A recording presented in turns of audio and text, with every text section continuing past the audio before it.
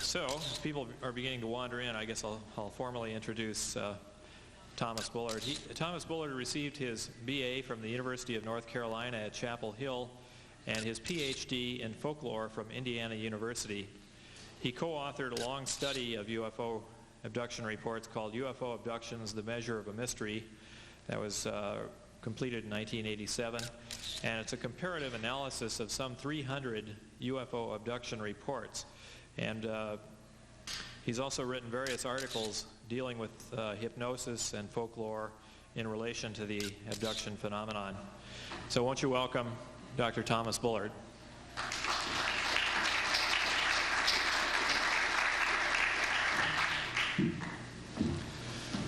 Well, now we come to talk about what truly must be the strangest aspect of the UFO phenomenon.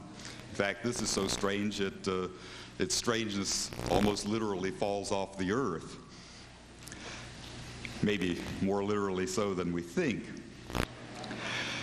These abduction stories are the claims that UFOs have come down to people driving along in their cars, or even the occupants of the UFOs have even entered into the bedrooms of people as they sleep at night, taken the people into the UFO, subjected them to a bizarre and sometimes very painful physical examination, maybe conversed with them or even taken them off to some distant place, then brought them back, leaving them with some serious, sometimes physical as well as emotional after effects.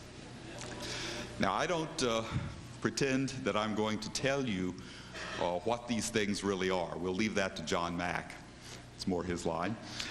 But what I do want to suggest is that this is, in the spirit of this whole conference, a scientific anomaly of a sort that, more than any other, deserves serious scientific attention and has not received it. Now, a scientific investigation has to begin with a scientific problem. The identification of an anomaly is essentially what we can do with this abduction business. And it's been rather slow in coming, even among the UFO investigators. Could we dim the lights now, please?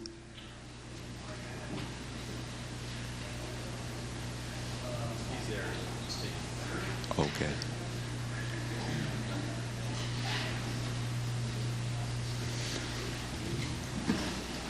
The abduction phenomenon was a late comer, even into UFO lore. UFO experience was about 20 years old before the first abduction report ever went on public record. This was the case of Barney and Betty Hill, who were driving home one night in September of 1961, when they saw a light in the sky that didn't look very significant at first, but as they drove along, it seemed to be following them.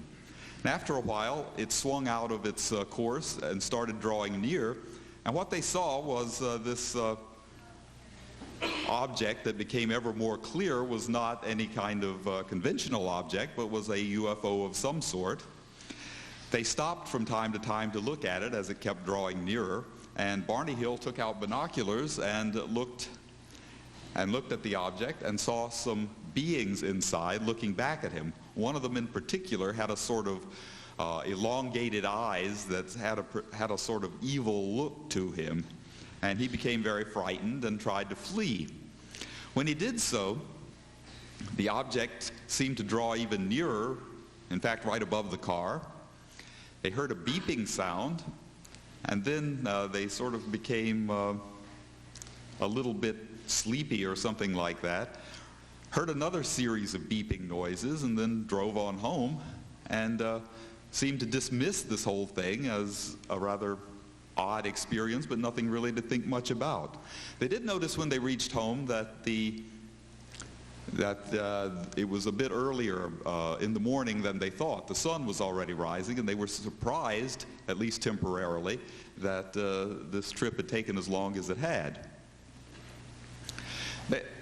Betty began to have nightmares soon thereafter. She wrote a letter to NICAP, the National Investigations Committee on Aerial Phenomena, which was the leading UFO organization of the day, telling her story about seeing this object.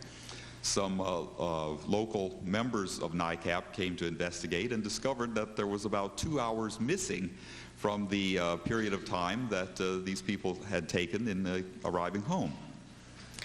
A little later, the seeming emotional after effects, especially on Barney, were so great that they began to seek medical attention. They eventually sought hypnotic help, and in 1964, hypnosis brought out a very bizarre story of what happened between those two pairs of, those two sets of beeping sounds. They stopped. They tried to flee from this object, but they saw a roadblock manned by some very strange-looking beings of a sort that you can see here, with very, the bald head, the elongated eyes, hairless skin, rather large head. Other facial features were quite vestigial. These beings took them aboard, subjected both of them to medical examinations. One being had a conversation with Betty and then released them. They got back into their car, watched the object take off, and then their consciousness seemed to return once they started driving again. A book was written about this by a magazine columnist by the name of John Fuller. It was called The Interrupted Journey, and it was published in 1966. Now, this scenario of what went on was pretty much in keeping with what people in the 1960s expected a UFO experience to be like. We would expect, if any alien beings were coming down to Earth, that they would want to collect specimens. Humans, of course, would be reasonable specimens to collect now and then, all in the name of science, of course. So we should expect that now and then. But the UFO organizations of the day weren't ready to touch this sort of thing with a 10-foot pole. They didn't want to hear about this, even though the two witnesses were very respectable people. And they had a good reason, in a way. Most of the contacts with any sort of UFO beings in the 1950s were by contactees who said that they met beautiful human-type entities, had pleasant conversations, were warned of not to test nuclear weapons anymore, to be good to your neighbor, in other words, be very nice people, and everything would be just fine. Well, these stories were obvious fakes. They were usually used as ways of making money for the contactees. So the UFO organizations of the day were not too anxious to accept any kind of stories of people being captured by aliens.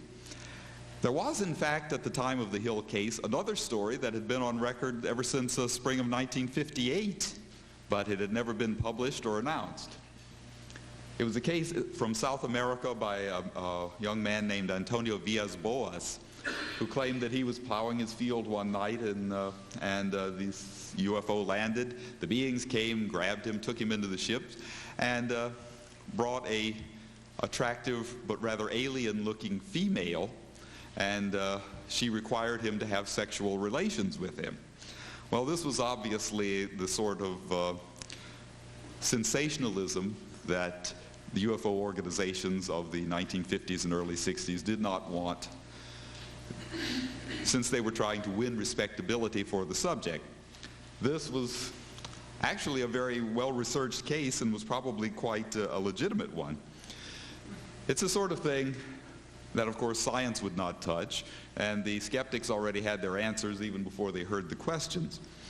But there weren't many cases at this time, and it was the sort of thing that could be left to stand in sort of splendid isolation. Nobody would have to deal with it. But slowly but surely, the cases kept coming. Now, in 1973, there were two fishermen in Pascagoula, Mississippi, or well, actually two dock workers, who went fishing one evening in October. A UFO landed, they said, and some beings came out and pulled them on board. Now, you might remember this. This is absolutely nothing like what the beings looked like that they described. This is just one of the ways that the media have picked up on UFO stories and distorted it. But this was a very convincing case of these two men who were obviously quite frightened by being taken aboard and examined by these aliens.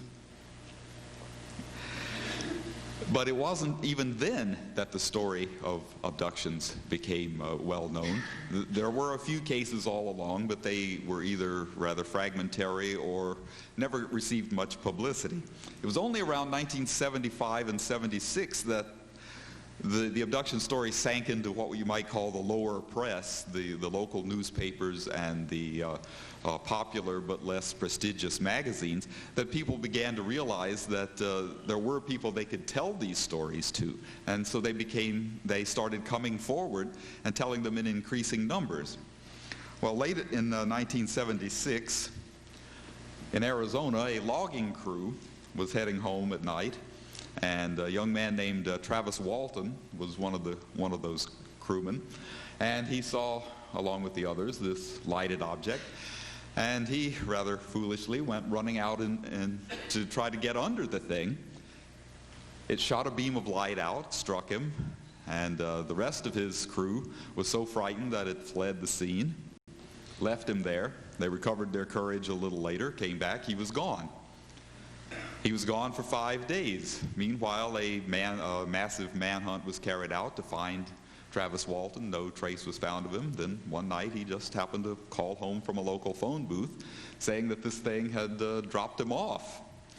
And he described what happened to him, for he didn't remember very much, but he did remember a little bit of what happened during those 5 days. He did remember waking up, finding himself on a table in a room surrounded by these strange little beings.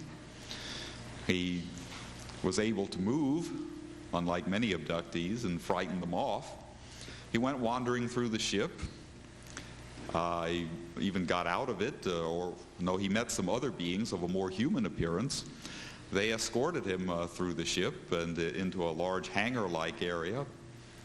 And then he doesn't remember much more after that, and he just simply or at least until he found himself on the ground and saw this ship departing. Well, after this, the floodgates opened. This case received national publicity. Cases started coming in all over the country. There were some others that were under investigation at the time. One was by a Massachusetts housewife named Betty Andresen, who was being investigated. Her father, as well as one of her daughters, also remembered a night when a group of strange beings came into the house. They escorted her, they put the rest of the household to sleep, in a sense, took her off in the spaceship on a rather extended journey to another seeming other world, and it also included a physical examination. From then on, of course, these stories have been quite common. A New York artist by the name of Bud Hopkins, I'm sure you've all heard of him, began investigating these cases in the mid-1970s. He wrote a book in 1981 called Missing Time, which introduced the idea that these stories are really quite common. There are quite a number of them. By 1987, horror novelist Whitley Strieber wrote his book, Communion. Bud Hopkins wrote another book dealing with the case of a woman he called Kathy Davis, whose real name is Debbie Jordan. She was visited by these beings and added the element that they impregnated her, then came and stole the fetus. These cases have become quite common since then. Bud Hopkins also introduced David Jacobs and John Mack to this phenomenon, and so he's introduced quite a number of diligent investigators to the abduction phenomenon. But there are quite a number of diligent investigators out there. Richard Haynes, we've heard from him. He's done quite a bit of work. And the whole country there's really quite a number of these people now. dedicated, qualified people who have done quite a bit of work, some of them quietly, even secretly, some of them more publicly. My involvement with this phenomenon began in the early 1980s when the Fund for UFO Research wanted someone to just gather together the reports that had been collected up to this time and see if we could find out anything about them simply by looking at what we already knew but had just never tried to put together. Even from the very earliest days, people recognized that there were a lot of similarities in these stories. What I wanted to find out was just how much, if we look at the overall picture, how much would we find? This is a roundabout way of doing science, but it's one of the ways that Stanton Friedman talked about. It's not as good as taking it into the laboratory, but it is a way of dealing with something, looking for patterns. If you can't find anything else, look for patterns. So I was able to find about 300 cases that had been published in the literature up until about 1985. Of those, about 103 were high quality in the sense of being well investigated and having enough information to really do something with them. At that point, I was quite content to be the abduction killer. I didn't care what I found out about these things. I was willing to accept that if these things were inconsistent, if there were no similarities among them, then fine. There's nothing to this abduction phenomenon. It's a fantasy. Well, what I found was just the opposite. Especially of those 103 cases, I found them to be remarkably consistent in both their form and content. The beings tended to turn up pretty much the same from case to case. You'll recognize a very familiar form from one report to another. You'll notice little details in the contents of these reports that becomes very common from one case to another. One I noticed was that the aliens don't like people to look at them. There are all sorts of accounts of people who said that the aliens became very agitated if they looked strongly at them, or else the aliens did something to make the people look away. Another very common little detail that was never even publicized was what I call doorway amnesia. Now, the people, by the time they enter the UFO, are usually under some sort of mental control. They seem to be a bit dopey or floating, or feel that they're floating or something of that sort. They've already entered into the missing time sequence. But there seems to be yet another momentary unconsciousness as they enter the doorway of the UFO. It's just a little detail. I don't know how to account for it. I don't attempt to account for it. It's just one thing that recurs over and over, and yet it's never been publicized in the literature. There are, of course, more better known constants among these reports. The dome-shaped room, or the light coming from an indirect source. There's also a great deal of consistency in the course of events. I identified a set of episodes. There's the capture episode, the examination, the conference, then there are some rarer episodes where people get a tour of the ship, they get taken to some apparent other world, they may have a theophany or meeting with some sort of a spiritual being, and then they return and suffer a number of after effects. This sequence of events is almost always the same. Not that every event occurs in every case, but if they occur, they always occur in that same sequence. There are events within each episode, especially the capture and the examination episode, and they almost always follow the same fixed sequence. Now, one way of doing a little comparison, if you compare the cases that are of high quality with those that are of low quality but also have rather a lot of information in them, it gives you a chance to find out if there is, it's like a way of controlling. Are these two groups of cases alike? Clearly, the cases where the investigations have not been very good are going to contain more hoaxes. So what do you get? Well, it turns out that there is a great deal of difference between the two sets. There's much more consistency in the high-quality cases than in the low-quality cases. Another thing you get in those low-quality cases is you tend to get the people describing either monsters like this or very human type of occupants. You don't get the in-between. You don't get the little humanoid types nearly as often. So there does seem to be a difference. There does seem to be a kind of consistency in the abduction reports that have been well investigated that you don't find in any other group of reports. Now, this is an anomaly that certainly deserves some kind of scientific attention. So how do we account for this coherency? It's certainly a difficult problem. These cases are surrealistic in any sense of the word.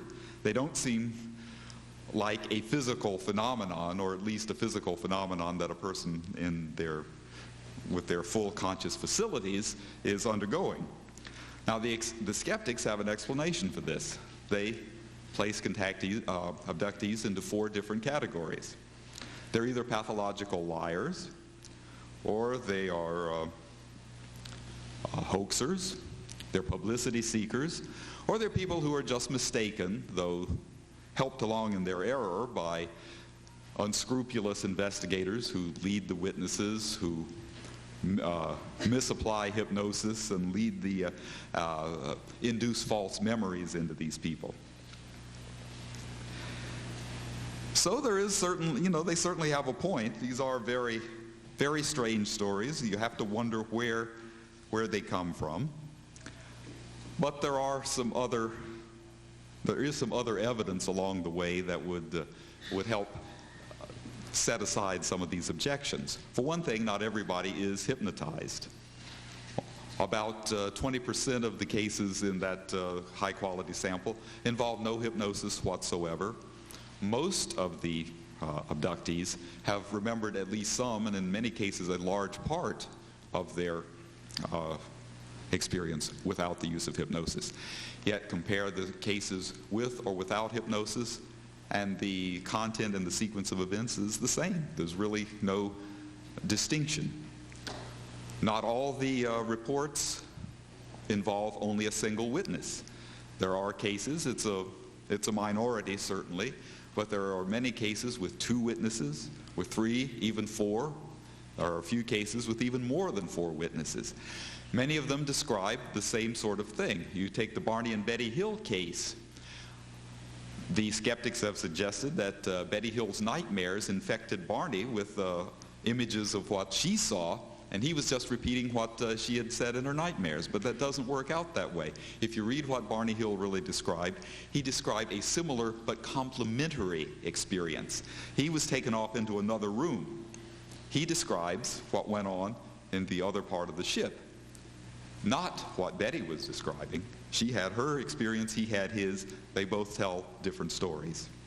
Complementary but similar. We also have to worry that if abductees are fantasizers, they're not doing a very good job of it. Why, if you're going to fantasize, wouldn't you pull out all the stops and tell some very fantastic story? Why would you keep telling the same story over and over, which is essentially what so many abductees do? The charge that they're seeking publicity doesn't work very well because most of them want to keep their experience secret.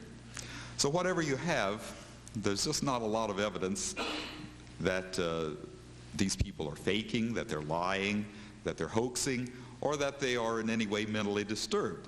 They've been tested for fantasy proneness. That's a testable hypothesis. The tests have all come out negative. These people are as normal as anybody else. So, as a folklorist, I have a particular interest in this coherency in the stories. The skeptics, of course, would argue that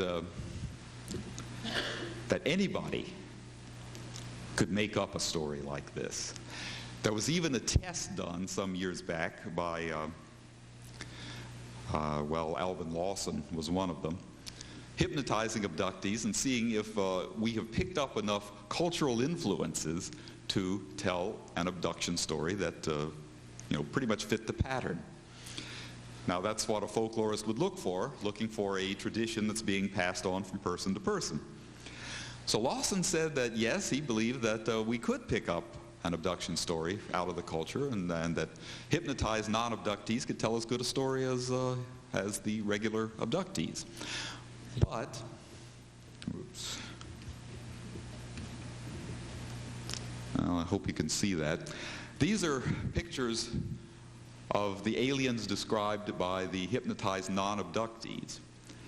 Now, I don't mean to suggest that abductees, the legitimate ones, tell completely consistent stories. There are differences in the aliens they describe. Not all of them are the little aliens. There is a whole range of variety.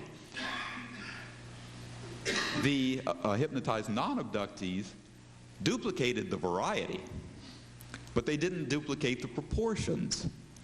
It's something like 80% of the real abductees who report humanoids. Only about 20 report humans, monsters, mummies, exotics of all sorts. But as you can see from this group, from the hypnotized non-abductees, everybody was reporting a different type of alien. Very different. So to go on with the criticism that it's the cultural influence that brings on the alien image as we have it, or the entire abduction story, we can look at what people have thought about aliens through the ages. Travelers to strange lands in ancient times came up with a great variety of monstrous races of beings that inhabited far-off places. These are the aliens of the era of the Greeks and the Romans and the Middle Ages. People who were like dogs, or people whose facial features were on their chests. We described our gods in different ways. This is Quetzalcoatl, or one version of Quetzalcoatl, but many of the supernatural beings of the past were quite monstrous, or if not monstrous, were quite varied in their appearances. Around the turn of the century, when we believed that the planet Mars was inhabited, there were any number of descriptions of what the Martians might be like. Here's one that actually comes very close to what the aliens of today resemble. I show it not because it's a typical view of what people at that age thought that the Martians were like, but because it's such a rarity to find any similarity to the current aliens that I just couldn't resist throwing it in. In modern times, we've had all kinds of influences. Whoa. I think we lost the light up there. Well, anyway, we've had any number of influences from cartoons. We've had influences from the movies. Innumerable new movie versions of what the aliens look like. I'd better go on. One claim for the movies is that there was one particular movie that had a great deal of influence. If you look at all the variety of aliens that we've seen in the movies over the years, it comes to the same old problem. Why, if there are so many different versions, and these versions are so influential, why don't we get more variety in the aliens that are described? Well, the skeptics' answer has been that, all right, there's Close Encounters of the Third Kind, Steven Spielberg's movie that came out in 1977 at a time when there weren't too many alien abduction reports on record. And according to the skeptics, the aliens of this movie were the ones that essentially created the small humanoid that has been the standard ever after. Well, I was able to find 38 different cases that had gone on record prior to the release of this movie. And of those, about 2/3 had illustrations. And I was able to find illustrations for these particular aliens. And I found that there was a great deal of similarity in the aliens described prior to the release of this movie versus those that were described after the release of the movie.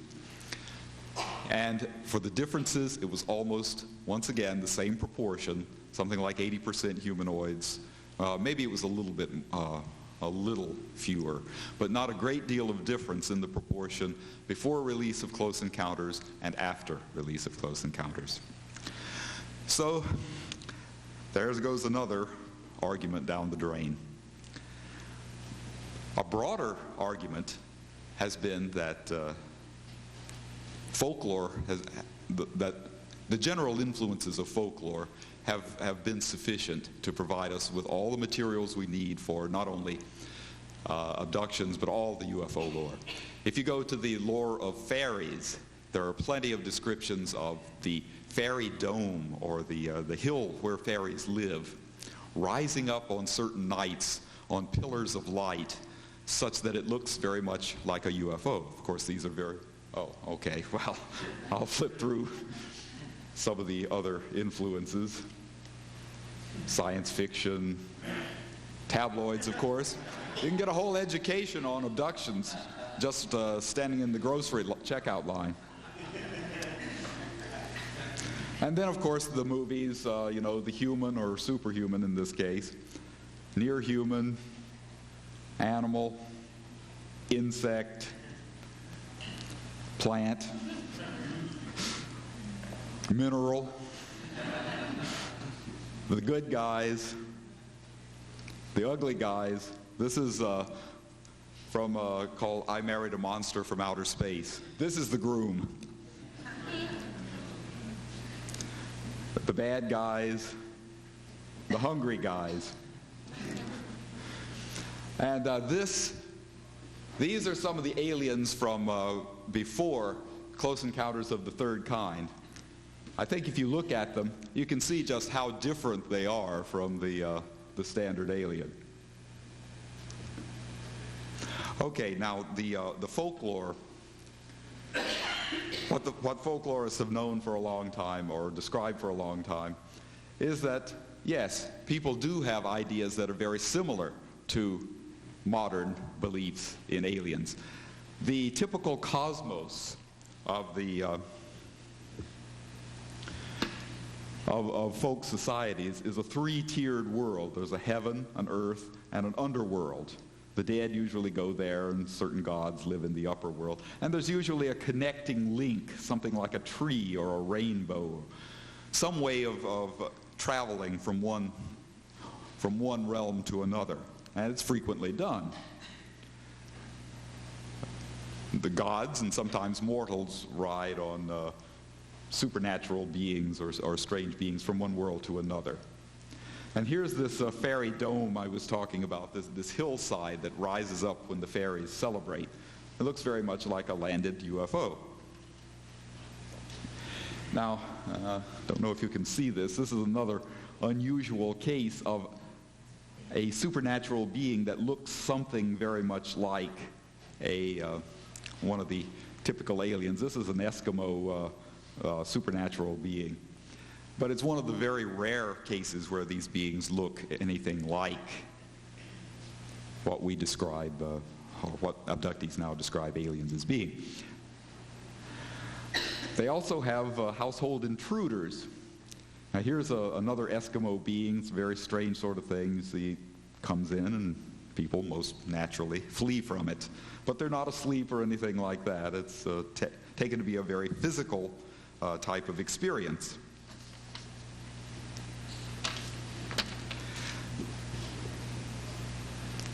Well, sorry, I don't think you can see that very well.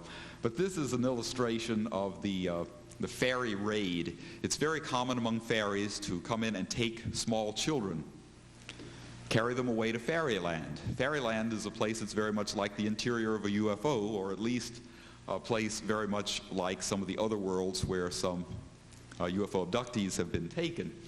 It's a place where the sun never shines, but the sky has a sort of uniform brightness. These aliens seem to have a sort of reproductive problem. I mean, the fairies seem to have a reproductive problem, same as the aliens. So you could say that there is a certain similarity there. Another group of stories is the shamanic initiation, or the visit to hell or heaven. Many of these stories were quite common in the Middle Ages. In this case, a young man passed out at dinner. He's having a missing time experience, you might say. And he was carried into the underworld for a tour of hell. He was escorted by an angel. He saw demons. He saw people being tortured by the demons, something like the examination. And here you could say that he was having a tour of the ship. This strange insect-like creature is Satan. So he's you might say he's getting a tour of the ship, and now he's seeing the engine room. But he also went on to go to see heaven, where the light in the sky was quite uniform. Very much the sort of thing that we get in the abduction story. But there are some real problems with making a comparison between folklore and the stories of this sort. For one thing, there's so much variety in all the folk traditions of the world. If you want to just pick and choose here and there from one tradition after another, leaving out whatever doesn't fit, picking just what does, you can make a comparison to anything and it'll work. For instance, this shamanic initiation business, where the candidate goes into the underworld, learns some knowledge, goes back. Could be the same thing. Could say that that's the same thing we're doing. We came a distance to come to this place. We're learning something different. We're going to leave changed, in a sense, by what we know. Are we having a shamanic initiation? Are we having a fantasy experience that doesn't really happen? I don't think anyone would want to say that. But if you look at the demons, or the various supernatural beings that have been recorded in folklore, religion, and mythology, you'll see a tremendous variety. These are Japanese demons chopping up people. These are Persian demons. And here are some Western Renaissance devils. So there's a great deal of variety, yet we're still getting this consistency in these reports. And I've never understood exactly how folklore is supposed to cross over from where it is, from the way we have learned it, into the sort of experiences that abductees describe. If I want to draw on the dynamics of folklore, I can find some good reason to think otherwise. We folklorists know that a story, once it gets circulating, changes rapidly and a great deal. There's a lot of imagination put into these things. You may recognize certain urban legends, stories of like the old lady who ran over her grandchild's pet cat. And the old lady didn't want the grandchild to find the cat, so she put the cat in her shopping bag. Well, Granny's kind of absent-minded, so she's also going shopping. So she takes the shopping bag into the grocery store, or into the department store, I guess. And as she's looking, she happens to forget the thing and leave it. A little while later, she sees there's this big commotion in the parking lot, and there's this thief who had taken the bag and had gone out and had fainted and was now being taken to the hospital once the thief looked into the shopping bag. Well, there are other versions of this story where we never hear about the thief, just the story ends where Granny goes back to look for the shopping bag and finds that it's gone, and you're sort of left to your imagination to fill in what happened. Well, there are other versions of this, the lost cat story. In one case, there's someone who goes out to dump the body of the household cat when it dies and wrap it up in a package. Also goes out to buy a 5-pound ham at the same time. Well, leaves as the story goes, the person leaves the didn't go out, just went out to, I'm sorry, I messed it up.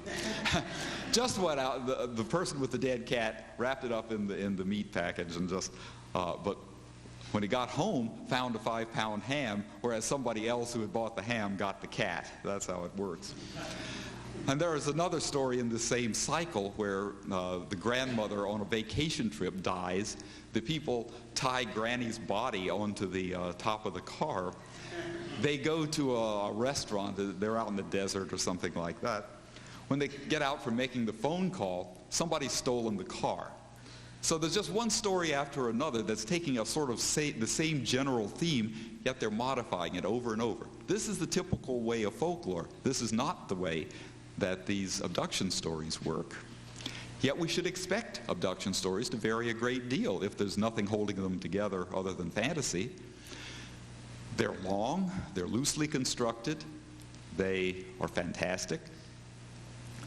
The story would make as much logical sense if the conference episode came prior to the examination episode, but that almost never happens. Movies have taught us all kinds of plots. We've seen all kinds of monsters. We could have all kinds of variety in these stories, and they'd make just as much sense, but it doesn't happen that way. Something's holding these things together, and I think the time's about up, isn't it?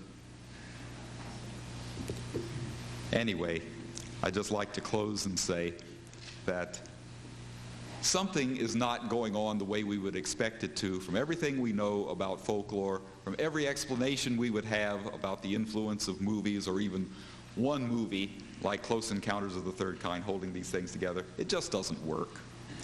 There's something very anomalous about these abduction experiences, whatever they are. I don't know what they are, but there's something very strange about them, and they deserve a scientific investigation.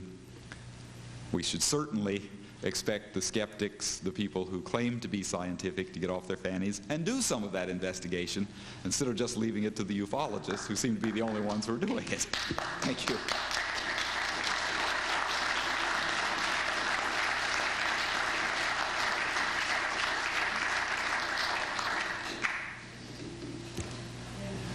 Okay, turn the lights on. We've got about 15 minutes or maybe 10 minutes for questions. Okay, fine. Ron? There's something that's always intrigued me, and that is why UFO humanoids should be of such diverse types. Because if you look at the humanoids before the abduction account, you find every conceivable variety, size, shape, color, and so forth. They're all mostly bipedal, and they typically walk erect and so forth, but they're incredibly diverse. In the abduction accounts, there's much more of a centering, as you indicated. What do you make of this? Well, I'm really not so certain that there was as great a diversity in those older types as you suggest. I know there is certainly a considerable variety, but when you start putting the numbers together, they're mostly very short. They are, especially if you take the French or European reports from 1954 and many of the South American reports all along, there is more a difference, yes, I agree. But I still think if you put together the numbers, you will come a little closer than your statement would suggest. Now, you may have studied this more deeply than I have, but my impression is that there's a little more consistency even in the Close Encounters of the Third Kind than certainly not as much as there are in the Close Encounters of the Fourth Kind. But yeah, I still think there's a bit more coherency there. Let's see, back there. Are you aware of anybody that's examined the hypothesis that some of the mythical figures, such as elves and gremlins and such, that have appeared in history up to this point, may represent earlier business fighting aliens during a different time period? Or the exact opposite of the hypothesis you're Yeah. That's always convenient to suggest, but there again, you've got such a wide variety, and they fit in so well with their cultures. You're talking about something that's been in a tradition for a long, long time, and they don't really fit in very well with the aliens that we have today. They're not doing the same things. It's hard to say, but I just don't see any way of getting any evidence for that. It's just one of those explanations that you can. It's fun to think about, but how do you demonstrate it? It's back there. Have you compared the time-lapse stories of folklore and the abductions? For example, Rip Van Winkle, the Japanese, Hiroshima Taro, and the others? Oh yes, the supernatural lapse of time in fairyland is a famous motif. It's a bit different, certainly it's similar to the extent that time is doing something different when you're in the company of the aliens or you're in the company of the fairies. Usually the way it works with the fairies, though, is you think you've been with them for only one night or an hour or so. You return and you find that you've been away for 40 years or 100 years or something like that, and you tell your story and turn to dust. That's the way the usual fairy lore works. But the only similarity is that there does seem to be a difference, belief in difference of time, passage of time, when you're in the company of these different beings. Okay, anyone else? Up here? Yes. Most of the time, these illustrations are done by other people, like artists, Right. not by the person who's sort of metaphorically describing whatever it was that was there. Right. In this case, I tried as best I could. Some of those, the Eskimo alien beings, supernatural beings, were done by a native artist, and the aliens I showed that were described prior to the release of Close Encounters of the Third Kind were either done by the witness or had the sanction of the witness as a way of trying to control for some of that. Yeah, Dick. Yeah, would you mention to the audience the meeting we had at MIT and particularly this proceeding? Oh yes, well there was, what was it, 1992 now. Yeah. A meeting held at MIT. I guess I should say, to make it clear, it was not sponsored by them, but it was a meeting of some of the best researchers, or at least I would like to think some of the best researchers in the abduction phenomenon. And it was a quite high level of work was presented there. The proceedings will be coming out shortly, I hope, and it will be sort of a summation of what we know about this phenomenon. That's the best I can say about it. Yes. Do you know of any missing time situations where instead of being projected ahead in the trip during the missing time, the people were somehow inadvertently taken back and found themselves going past the same spot twice? Has that ever happened? I don't remember any case of that. The missing time usually means only a period of lapse of consciousness on the part of the witness. It's not like time is really changing, though there is one case from South America where a soldier went out to examine some thing that was there, and when he returned, he had a 5-day growth of beard, even though he returned only a few minutes later. So how legitimate that story is, I don't know, but that's the only one that I can think of offhand where time seems to run on either a speeded up or slowed down track. Yes, in South America they reported small beings that were very hairy. In the Soviet Union they reported different looking beings. Has your research sampled those types of cases that seemingly on a geographical basis there are different types of entities presenting themselves? There does seem to be certain geographical differences. Now, just among the abduction cases, if you take the sample of reports from Britain, you tend to get more of the human type of figure. Not really human, they're called Nordics most of the time. They are very tall, they have long blonde hair, very large blue eyes. Now, these are a statistically significant larger number of cases. The British do also get the typical gray aliens, though apparently there may be a media influence on that. But yes, there does seem to be a certain amount of geographical difference that may prove a degree of media influence. But if you want to take the overall picture, even excluding North America, you do tend to get more of the short humanoid types worldwide. There are, even among the North American types, there are certain differences within the general pattern. The eyes will be a bit different. Certain of the facial features will be a bit different. Some of the neck may be thicker or thinner. So there's a certain variety, but it's still a variety within a certain rather narrow pattern. Yes. Yes. You mentioned fairies, basically demons. Uh-huh. Have you ever, or have you studied the non-Western, not demons, but gods? Because it seems as though there are a lot of stories and cultures where the gods are very similar to today's UFO, the graves or what have you. They do perform the same acts.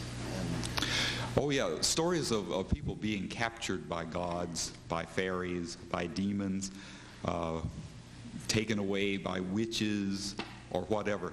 You can find stories like this all over. Every culture has this. Every culture has diminutive supernatural beings. Most cultures have, at least, probably all of them have stories of people being judged when they die, or taken away to some place of judgment where they will be subjected to something very similar to an instrumental examination in the abduction. You will also have descriptions of a place of punishment in many cultures where people will go to be tormented. Some of the torments will be very similar to what abductees are subjected to. Or you will also have stories of being taught, informed by supernatural beings, as some of the abductees are now. The thing is, you can find, if you want to cast your net wide enough, you will find everything that is in the abduction story in one culture or another. But you won't find the same thing in any one culture. There's not something that's going to just simply, there's not that good a fit. And I think that sort of, I know people have tried to make this claim that, okay, the witchcraft traditions of the Middle Ages and the Reformation era are very much the same sort of thing. Yeah, but sure, you've got so many different witchcraft traditions. You're just not making a very strong case. You're only drawing analogies. This is like this, that is like this. But you're not saying that here's a whole tradition that's very much like it. And, you can just, it looks good, but it's not a very convincing case to say that they're similar. Because you've got to explain, why is this person who is telling the abduction story, why is he going out having all this variety to pick from? Why is he picking the same thing over and over from all these different cultures if that's where he's getting it? So, even though they're the same, there's still an important difference, and that difference is that it all is coming from different sources. Anyone else? Stan? Ed, so far as you know, do any of the anti-abduction research by proclamation types do any serious investigation of UFO abductions? Do they work with abductees, or do they just make a claim? Well, believe it or not, there actually was one at the PsyCop convention, a psychologist who had actually worked with real abductees. And he was following pretty much the party line of PsyCop, that the ones he had seen were had mental problems or were seeking publicity. Someone in the audience asked him, were all of them like that? And he said, he even had to admit, no. But those were the ones that he chose to emphasize before the meeting. Do you know anything about where his sample came from? Because I know he was working at an institution where people with various types of psychopathology were. Oh, really? No, he didn't make clear where his sample came from. Yes, it would, but, well, you know psychop. Anyone else? Oh, sure. Has there been much comparison between the abduction accounts and abuse victims? A lot of the, you hear often literature, you hear parallels in this fact. There's certainly a claim that's been made by some of the skeptics that there is a false memory syndrome, that people can be essentially talked by their therapist into believing that they've been abused or have been abducted. Now, I think there's a little better evidence for abduction. I'm not so much aware with the abuse literature as to what the status of that is. I've heard a few comparisons, though, there's kind of similar patterns in the abduction account to an abuse account. And they kind of fit a sort of a general pattern. Yeah, many things fit a general pattern. I'm just wondering how closely, or if you do if you abstract something well enough. Well, take the near-death experiences; those follow a pattern, but it's a little more tenuous, I think, than the abduction accounts. Or a meeting with angels. Those stories have become quite common now, but they tend to be much more personalized. There's a very impersonal element in the abduction stories that seems rather odd to account for if you're saying someone's trying to work out some of their personal problems. Anyone else? Okay, looks like. Terry, I guess that's it. Okay. Thank you very much.